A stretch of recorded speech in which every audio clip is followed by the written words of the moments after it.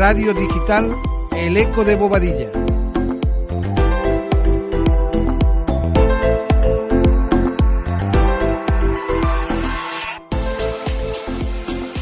Estás escuchando Radio Digital El Eco de Bobadilla.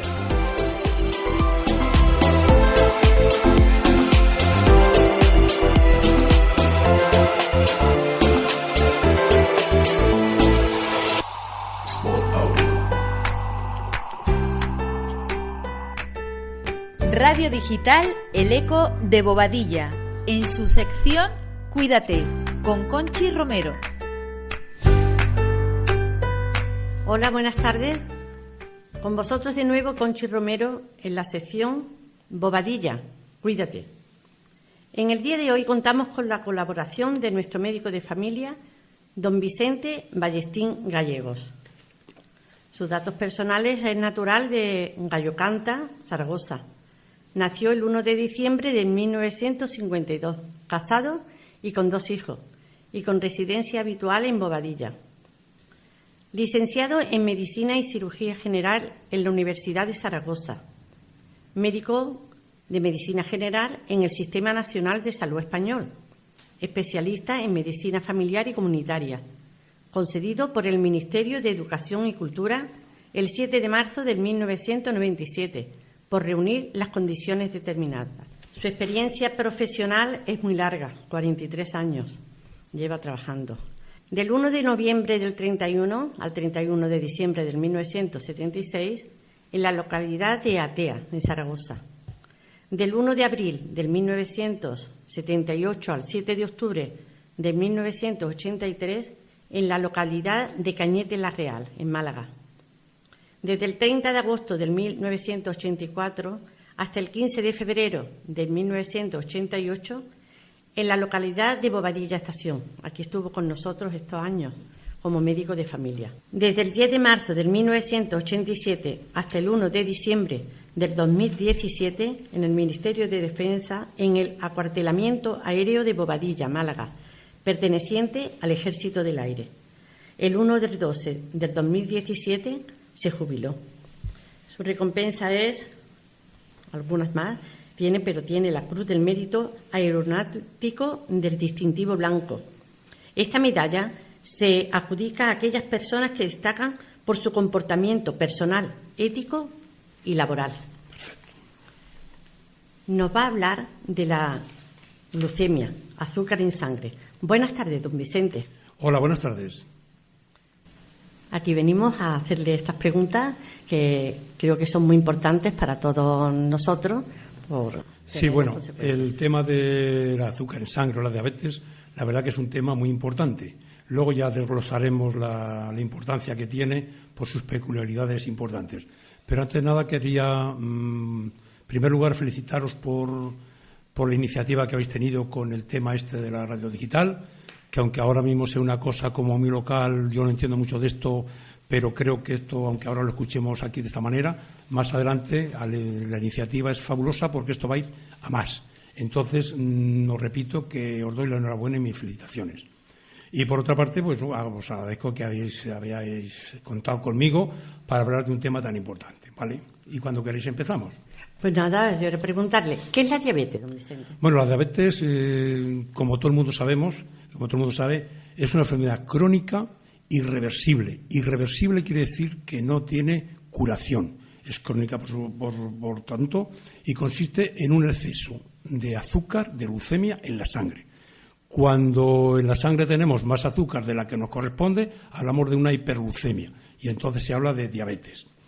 Esto se produce, la diabetes se produce así a grosso modo para que nos lo entendamos todo, porque quiero decir, haciendo un inciso, que yo no pretendo ni dar una clase magistral, porque primero que no sé y segundo que no soy nadie cualificado para el tema, pero sí que me gustaría dar una serie de conceptos y una serie de bases para que nos entendamos todos, porque la teoría es una cosa y la práctica, como ha dicho la amiga Conchi en la presentación, la práctica es de hace 43 años, con lo cual no siempre se complementan de forma fehaciente lo que es la teoría con la práctica, porque yo siempre he dicho, y lo decimos toda la gente, que no hay ni dos enfermos iguales ni dos enfermedades iguales. Por tanto, lo que a una persona le puede sentar bien una cosa, a otra persona no le sienta bien lo mismo. Bueno, pues hablando un poco de esto, la hiperglucemia, o sea, el azúcar en sangre, se produce por una disminución de la secreción de una hormona que se llama insulina del páncreas. Es decir,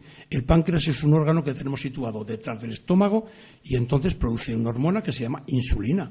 Esa hormona, la insulina, está encargada de coger la glucosa que hay por el cuerpo y llevarla a las células y a los órganos para que darles vitalidad, para darles energía.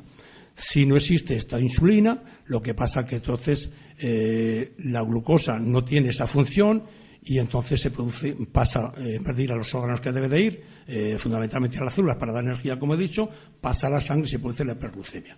Y la hiperglucemia, repito, es el aumento del azúcar en la sangre. Y, don Vicente, ¿cuántos tipos de diabetes se conocen?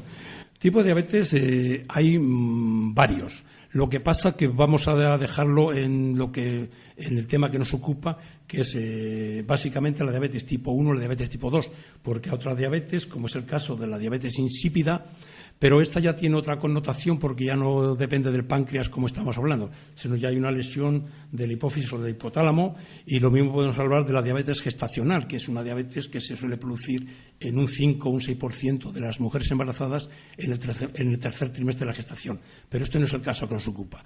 Aquí hablaremos de la diabetes tipo 1 y la diabetes tipo 2. La diferencia entre una y otra, pues la diabetes tipo 1 fundamentalmente es que hay una ausencia total de producción de insulina por parte del páncreas, por la causa que sea, generalmente el sistema inmunitario, el que ataca al páncreas y destruye las células que producen la insulina. Por tanto, al no haber insulina, como hemos dicho, la glucosa pasa a sangre y se produce la diabetes. Esta es la diabetes tipo 1. Suele darse en niños y jovencitos, generalmente gente joven, y en algunos casos en menores de 40 años. Pero generalmente la diabetes tipo 1 es de niños y de menores de 18 años. ¿Cómo se sabe si una persona tiene diabetes? Bueno, antes de pasar a eso, quería decir que la diabetes tipo 2, aquí en estos casos lo que pasa que hay o poca insulina o hay resistencia a la misma. Resistencia a la misma quiere decir que cuando una persona, por ejemplo, es hipertensa, es obesa, tiene exceso de peso y tal, entonces la insulina no se aprovecha bien. Al no aprovecharse bien, estamos en el mismo caso que antes. La sangre coge toda la glucosa, se produce otra vez la hiperglucemia, y aquí la particularidad que tienen, que estos suelen ser personas mayores de 40 años, con lo cual el tratamiento con antidiabéticos orales, la famosa pastillita que todo el mundo, suele ser suficiente. En el caso anterior, como son insulinodependientes, hace falta administrar insulina, ya que no se produce en el cuerpo por ninguna parte. Pues otra cosa, en caso de historia familiar con diabetes, ¿sería importante acudir al médico de atención primaria?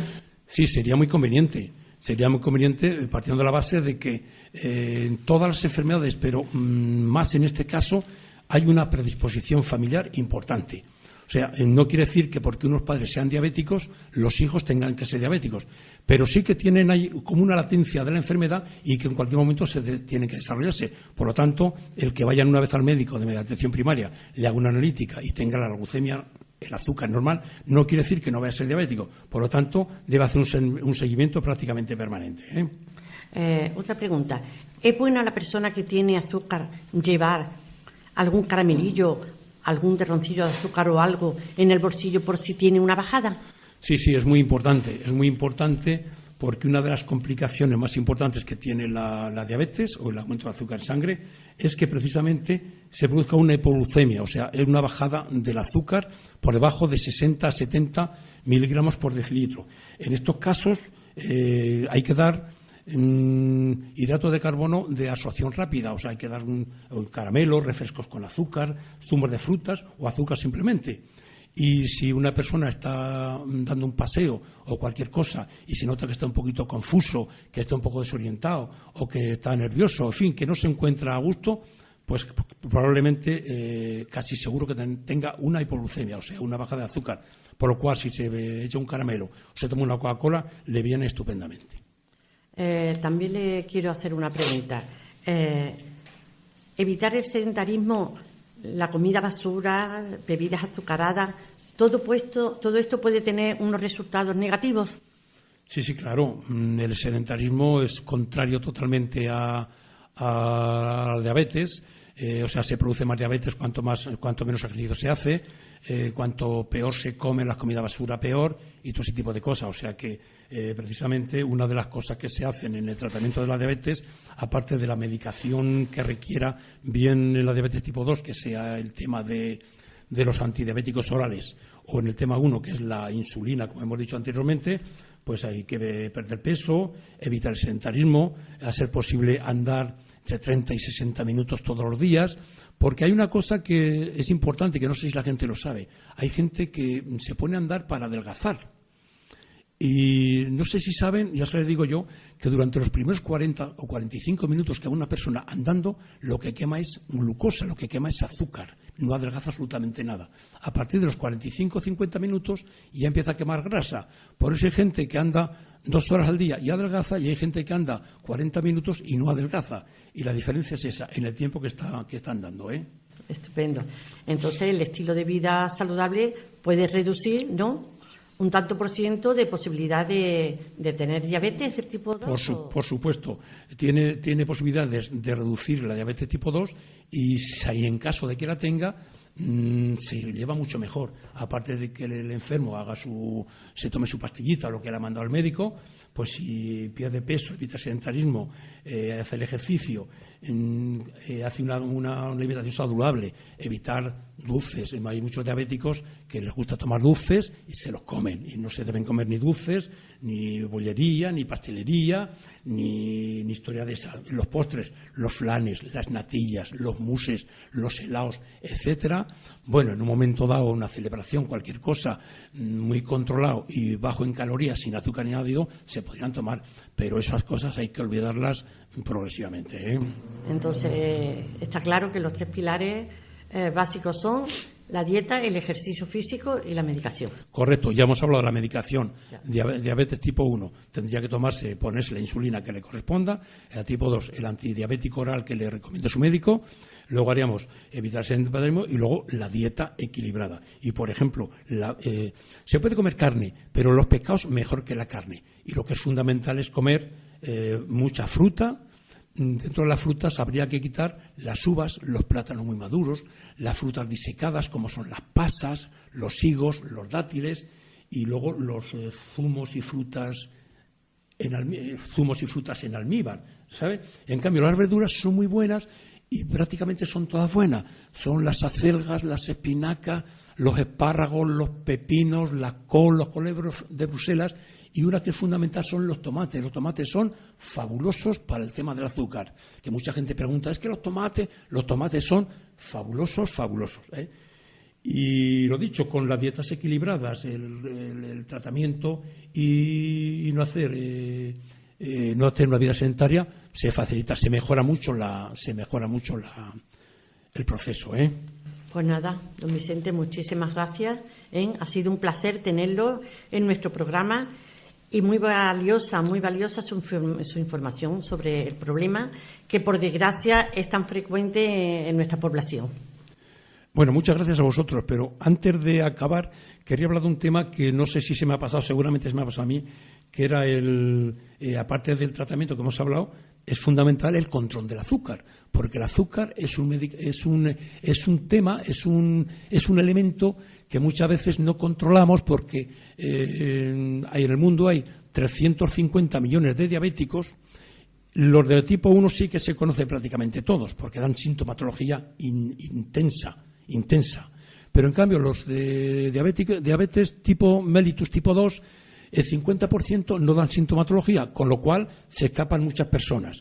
Entonces hay que tener cuidado y controlar mucho, porque las complicaciones del azúcar, que van poquito a poco minando, son peligrosísimas.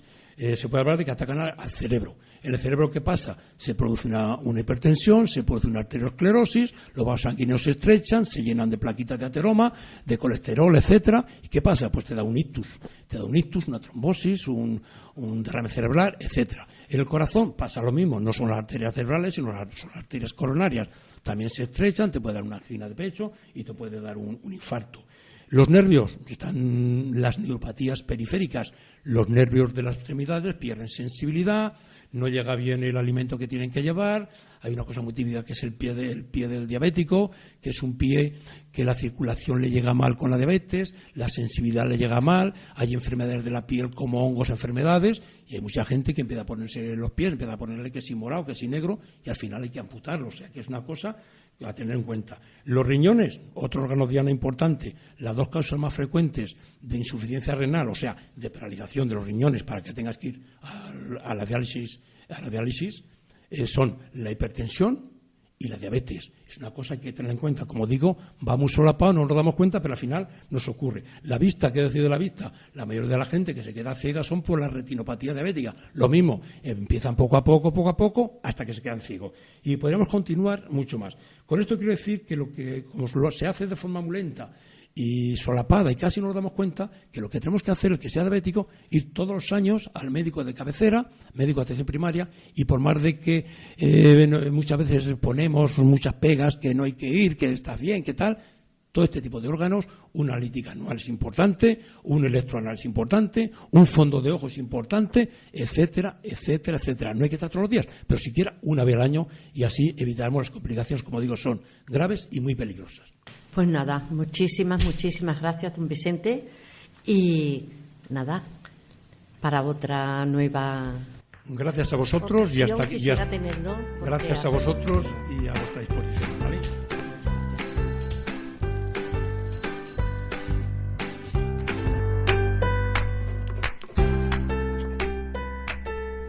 Radio Digital El Eco de Bobadilla, en su sección Cuídate, con Conchi Romero.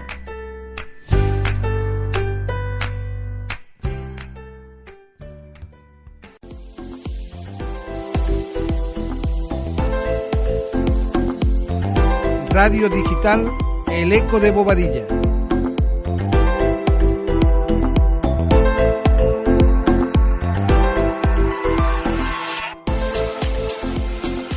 Estás escuchando Radio Digital El Eco de Bobadilla.